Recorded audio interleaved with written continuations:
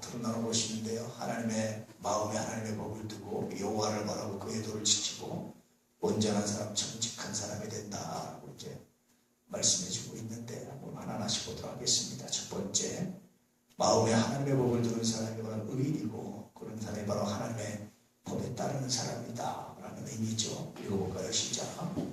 그의 마음에는 하나님의 법이 있으니 그의 걸음은 실족함이 없으리로다. 네. 실족한다라는 것은 함정에 빠진다, 넘어진다, 뭐 이제 그런 뜻입니다.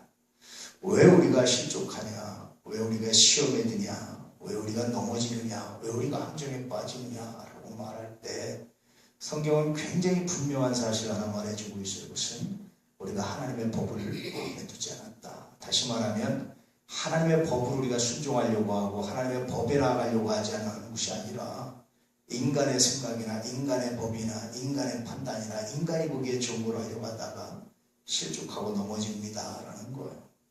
또 다른 의미는 뭐냐면요, 성경에 보면 시편에 이제 그런 말씀도 많이 나오고 잠언서에도 많이 나오는데요, 사람이 자기 보기엔 다 깨끗하고 옳고 좋아 보여도 하나님은 중심을 감찰하신다 그러죠. 우리가 보기엔 참 좋은 계획이고 완벽한 계획인데 전체 지나고 보면 하나님께서 보시면 그 계획은 허점투성이고 실수투성이고 많은 문제가 있다 라고 말씀해주고 있는 거예요. 그래서 하다 보니까 넘어지고 감정에 빠지고 시험에 들고 그런 거죠. 그래서 늘 성서는 우리에게 뭘 가르쳐줍니까? 하나님의 법을 마음에 두라는 거예요. 예수님께서도 여러분 하나님의 법을, 하나님의 말씀을 마음에 두었기 때문에 겟세마네 동산에서 그렇게 기도하시고 나서 마지막 말씀이 뭐였습니까? 아버지여 내 원대로 마옵시고 아버지 뜻대로 하십시오.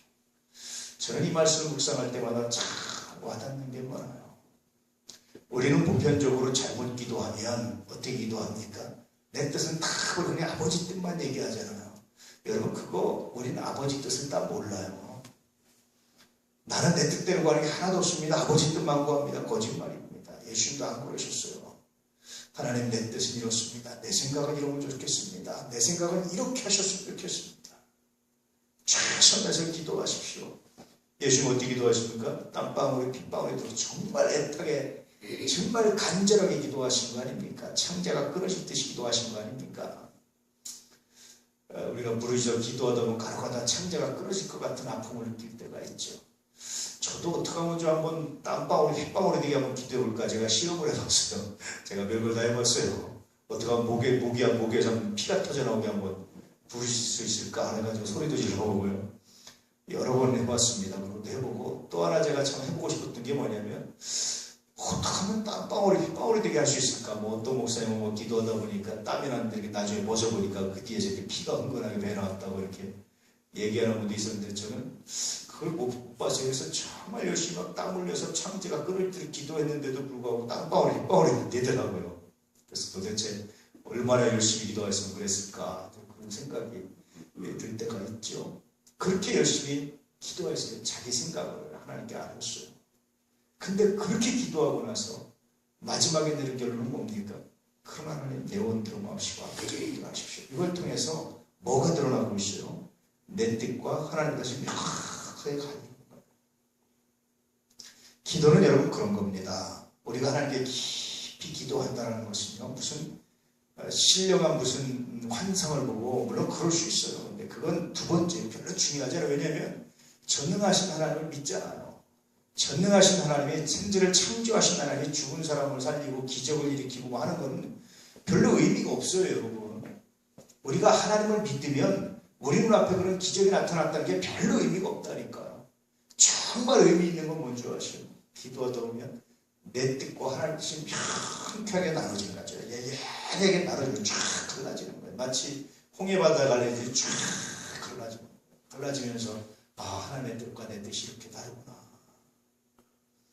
그럴 때 고백하는 것은 하나님 내 뜻대로 마옵시고 아버지 뜻대로. 그런데요 대부분 이 고백이 어려워요. 왜 어렵냐면 내 뜻은 굉장히 좋아요. 마치 소나그라게 하는 나무의 실과가 먹음직하고 보암직하고 지혜롭게 할 만큼 다 힘쓰고 그런 것처럼 내 뜻은 아주 먹음직하고 보암직하고 지혜롭고 탐스럽고 어떤 때는 하나님 뜻보다 더 좋아 보인다니까요. 대부분 다.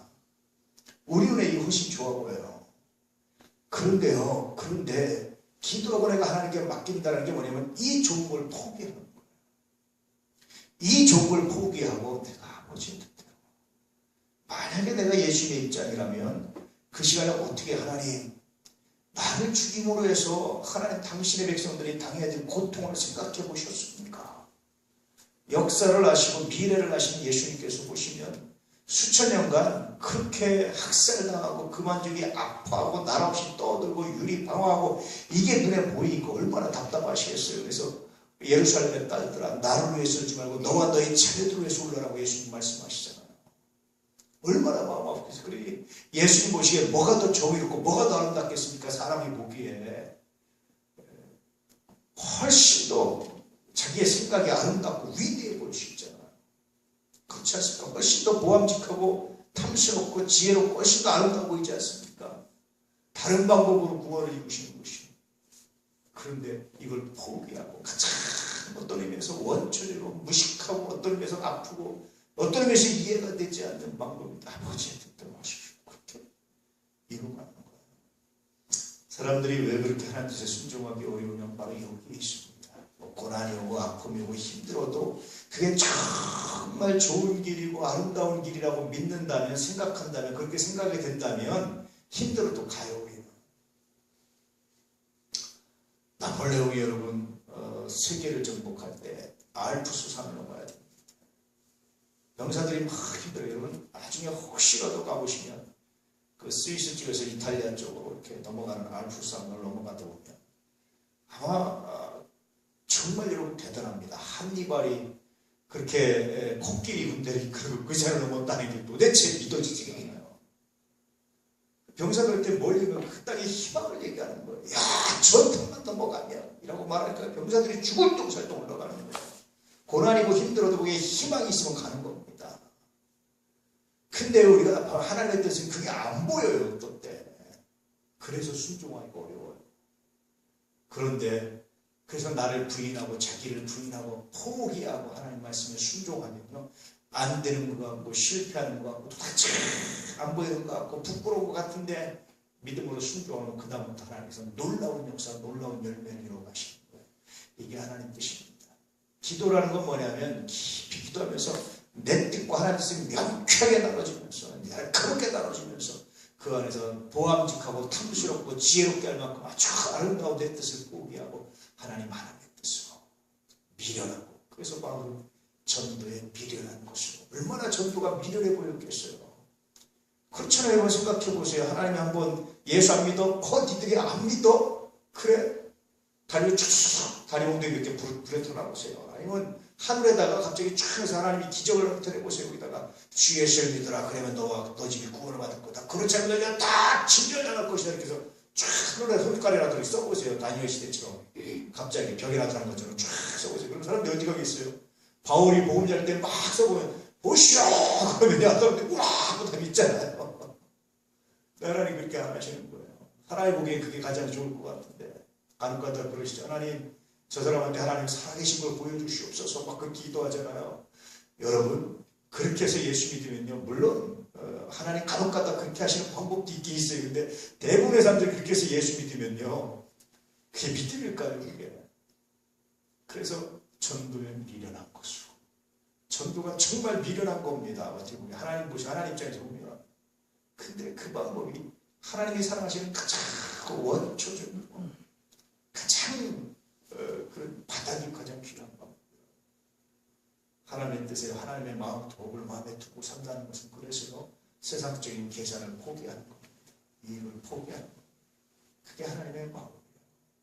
때때로 야 내가 이렇게 결정하면 욕을 바가지로 먹을 텐데 야 참 사람들 말 많겠다.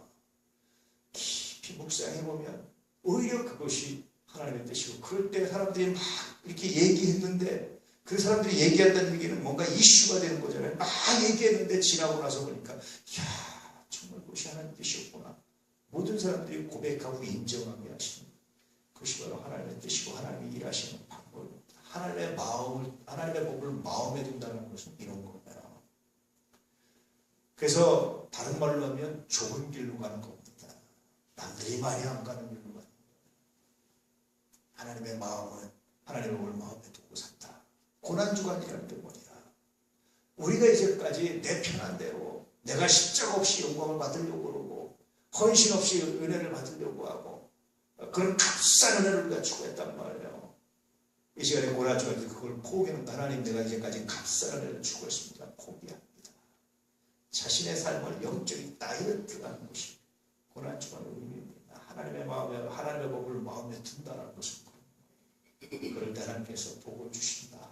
오늘 특별히 고난주간 예수님이 십자가에 못 박힌 날을 기념하는 이 금요일에 다시 한번 영적인 다이어트를 하고 하나님의 법을 마음에 두시면 내가 보기에 좋고 내가 보기에 선하고 내가 보기에 아름답고 내가 보기에 복된 삶이 아니라 하나님 보시기에 복된 삶이 되게 하십시오. 나는 그 길이 십자가고 나는 그 길이 고난일지라도 하나님 보시기에 복된 삶이 되게 하십시오. 기도하며 무릎 꿇는 귀한 시간 되기를 축복합니다. 두 번째는요, 여호와를 바라고 그의 도를 지킨다. 시작.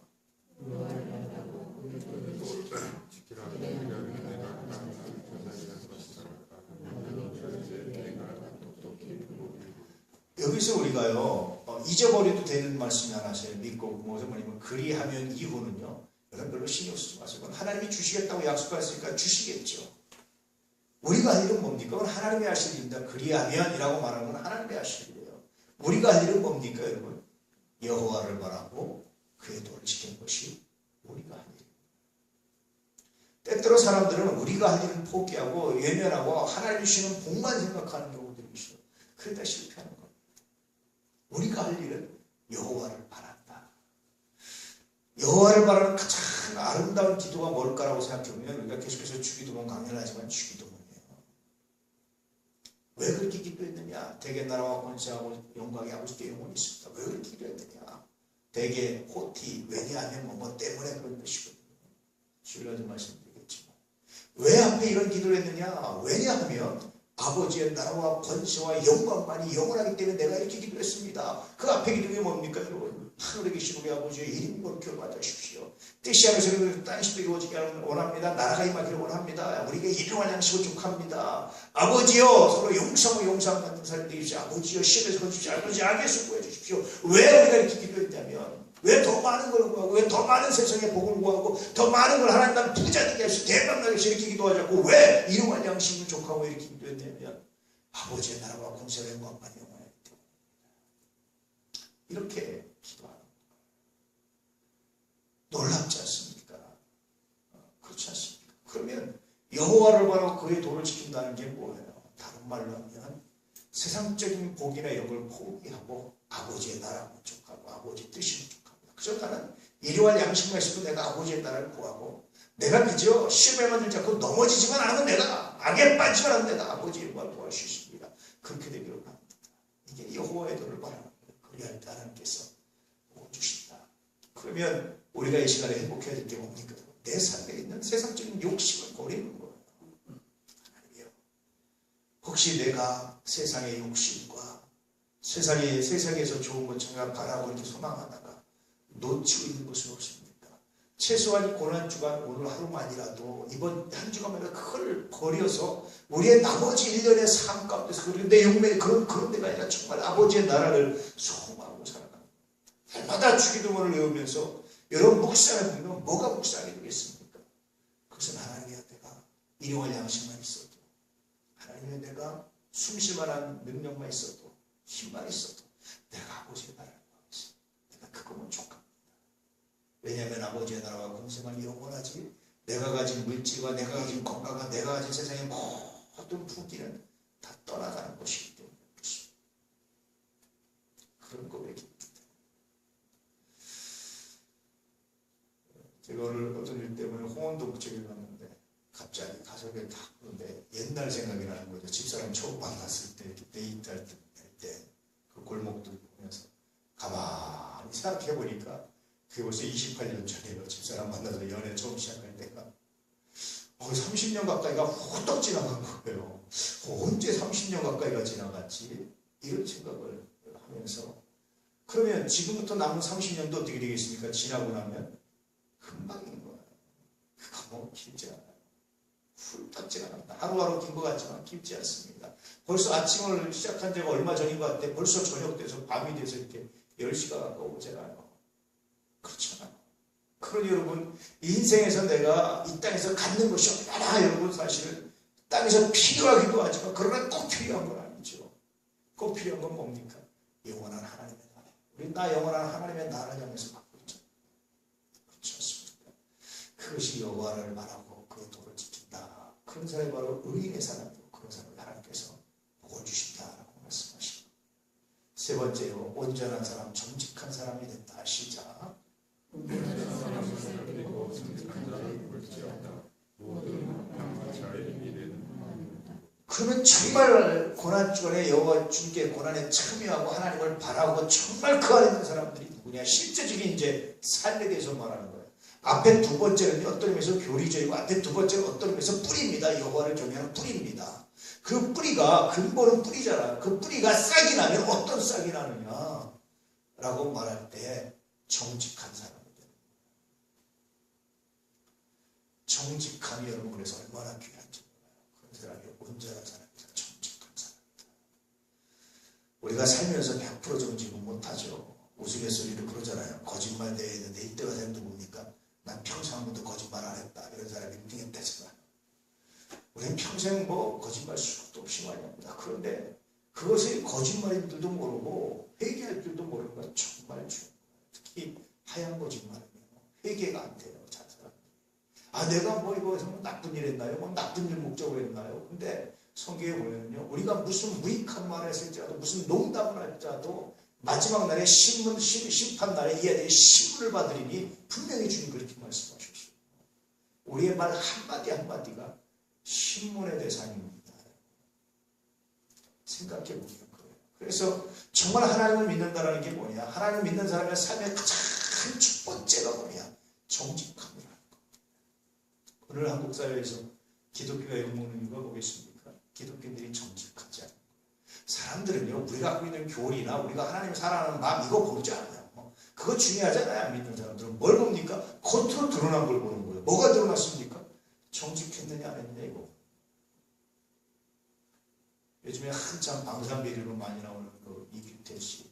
이 본교회 장로님이시잖아요. 왜 이런 문제가 되는 겁니까? 정직함이 아니에요. 그러면 우리는 정직합니까? 우리도 100% 정직하죠. 다 우리는 정직함께 말합니까? 그렇게 못합니다. 그런데 그것이 죄인 줄 알고 무릎 꿇고 회개할 줄 알고 고치려고 노력하고 기도하고 그게 중요한 거죠.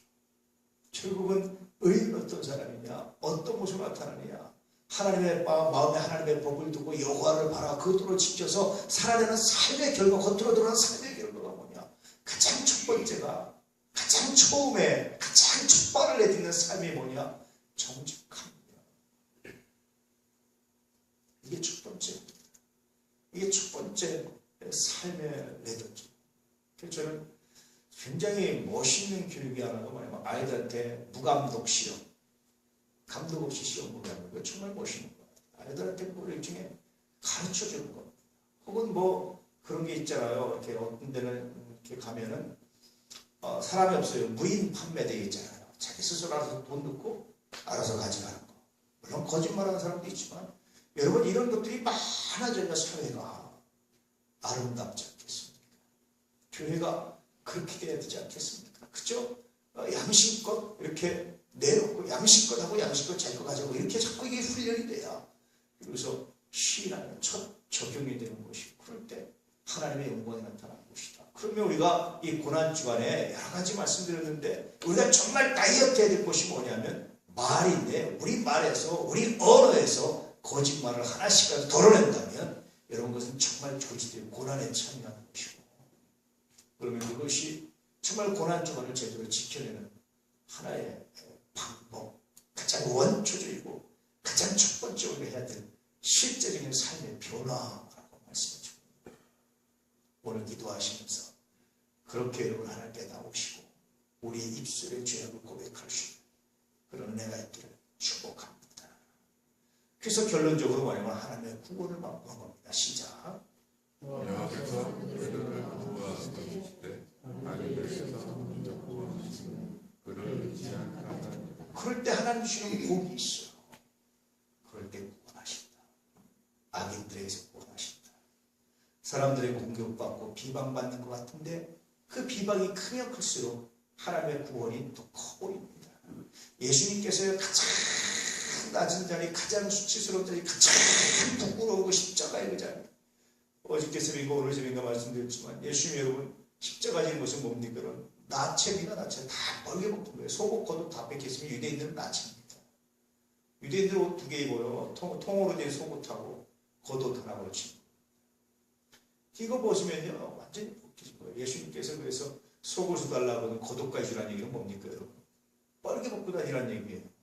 유대인들의 복장입니다. 완전히 그렇게 그래서 속옷이 통으로 됐기 때문에 사람들이 이렇게 남의 쓰던 속옷도 갖다 이렇게 우리처럼 이렇게 딱 맞추는 게 아니라 그래서 갖다 입기도 하고 갖다 쓰기도 하고 그래서 서로 나눠 쓰기도 하고 애들 기저귀 손으로 하고 쓰듯이 그게 가장 부끄러운 자 있잖아요. 가장 비방받는 자를 가장 조롱받는 자고 야 너 정말 그리스도 한번 뛰어내려봐라. 네가 정말 그런 거 한번 해봐라. 그런 부끄러움을 안 하잖아요. 그런데 그 부끄러움이 크면 클수록 뭐가 위대해집니까 여러분? 예수님의 부활이 위대해집니다. 구원이 위대해집니다. 우리가요 그리스도의 고난의 처음에 우리가 예수 믿는다고 그럴 때 세상의 비방이 크면 클수록 내가 예수 믿는 것 때문에 고난이 크면 클수록 내가 예수 믿는 것 때문에 당하는 게 크면 클수록 뭐가 큰 줄 아십니까? 열매가 큰 거예요. 그 순간을 견뎌내는 것이 믿음입니다. 할렐루야. 야, 너 예수 믿는다더니 대체 너 평생 예수 믿다고 네가 기도해서 네가 딘 게 뭐 있어? 네가 잘된 게 뭐 있어? 라고 만약에 말을 듣는다면 하나님 이런 비난이 강력하면 강력할수록 내게 준 열매가 아름다운 열매가 있습니다. 이게요 예수 믿는 사람 하나님을 믿는 사람들의 한결같은 고백이었던 겁니다. 놀랍잖아요. 예수님이 그렇게 우리의 구원을 완성하셨어요. 하나님을 믿는 사람은 그걸 견디는 건데 왜냐하면 그 뒤에는 열매가 보이니까 그 뒤에는 열매가 아름답게 우리에게 나타나니까 터널 증후군이라는 게 있어요. 터널 중에 탁 들어가면 뭐만 보입니까? 터널이 길면 갈수록 출구가 쫙 하고 그 코가 하나밖에 안 보이잖아요. 인생에 꼭 하나의 목표만 보이는 사람이 있어요. 이렇게 지금 당장만 보이고 현재만 보이는 사람이 있어요. 옆에 눈이 안 보이는 사람이 있어요. 이걸 터널 증후군이라고 하나만 생각하는 사람. 근데 그 하나가 여러분 그 하나가요. 터널 증후군이 위대한 도가 되시는데 그 하나가 하나님이잖아요. 그 하나가 하나님의 약속이잖아요. 승리합니다. 이와 똑같은 터널 증후군에 빠지려면 하나님의 약속을 바라보시는 은혜가 있기를 축복합니다. 그래서 이 고난이 나에게 복이 될 줄 믿습니다. 이 고난이 나에게 고난이 크면 클수록 비방이 크면 클수록 사람들의 조롱소리가 크면 클수록 하나님 당신의 놀라운 역사가 나타나게 될 줄 믿습니다. 이 고백을 가지고 담대하시게 믿음으로 승리하시길 축복합니다.